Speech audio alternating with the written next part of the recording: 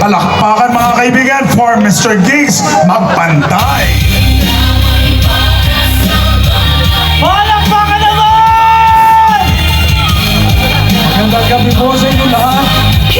Pilipinas, kaya pa ba? Kaya pa! Buhay na buhay pa rin kayo. Alam nyo, ang sabi po nila, kahit daw anong gawin nating rally, wala pong mangyayari sa atin. Hindi daw po magre-resign. Pero tayo po ay nagpapasalamat sa UPI sa pamumuno ni Major General Pokis pagkat tayo ay naririto at magkakasama.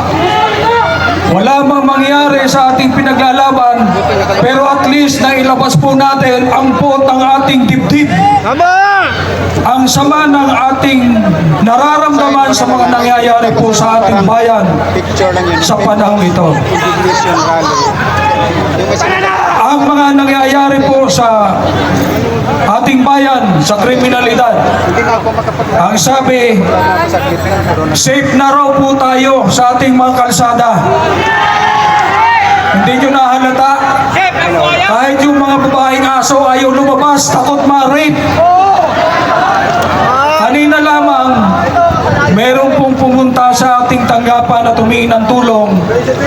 Isang 14 na taong gulang na dalagita mula sa Nueva Ecija. Siya po ay biktima ng rape, pumunta dito sa Maynila. 2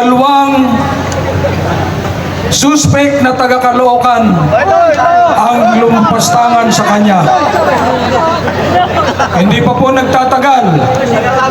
Maraming mga nangyaring krimen sa ating pong bayan. Ang pinakahuli ay yung isang vlogger. Kilala niyo ba yon? Kahit pa siya po ay nasa kabilang panig, ating po kinukundina ang kanya pong pagkamatay. Bagamat yung kanya pong pagkatao nung siya'y nabubuhay pa ay hindi po nagustuhan ng karamihan.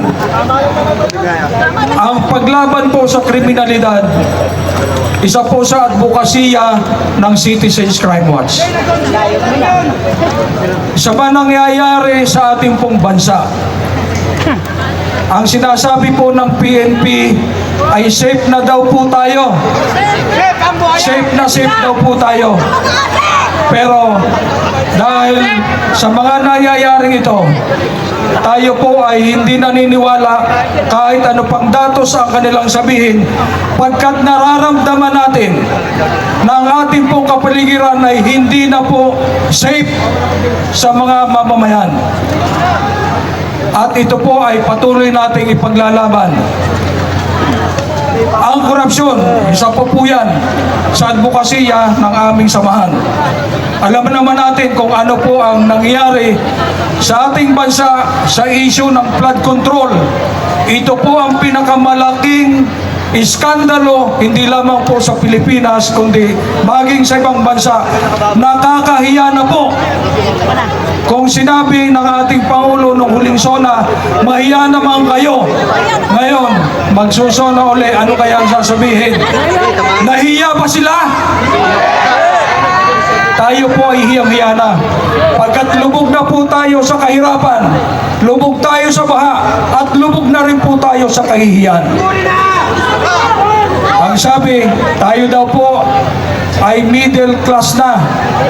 Ibig sabihin, asensado na ang ating bansa. Ngayon, kung asensado na ang ating bansa, kayo ba ay nakakaramdam na asensado na talaga tayo? Asinsuka! Kung tayo ay hindi na naumutang, kung tayo ay hindi na nangihingi ng tulong, lalo na sa pagpapagamot natin, siguro masabi natin na maayos na ang ating buhay. Kaya lamang, nararamdaman natin na talagang napakahirap pa rin ang ating buhay. So hindi pwedeng sabihin natin sa datos lamang, kundi ano ang tunay na nararamdaman ng ating mga kababayan. So ipagpatuloy po natin ang ating pinaglalaban at tayo po ay patuloy magsama-sama bilang isang bansa, one people, one voice, one Philippines. Mabuhay ang bansang Pilipinas. Thank you. Maraming salamat po, Sir Gigs Magpantay. Mula sa National President Citizens